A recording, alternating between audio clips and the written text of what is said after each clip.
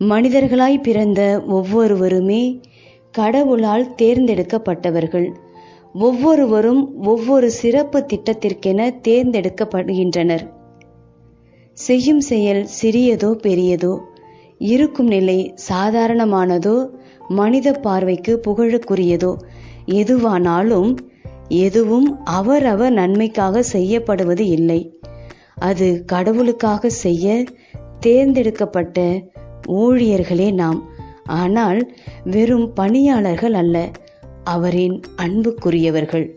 எனவேதான் வாழ்க்கை பயணத்தில் எப்படிப்பட்ட புயல் அடித்தாலும் அவரின் அருளும் இரக்கமும் நம்மை தாங்கி பிடித்து வழிநடத்துகின்றது.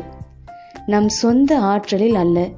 நமது வாழ்க்கை, வெற்றி, சாதனை அனைத்தும் கடவுளின் அருள்.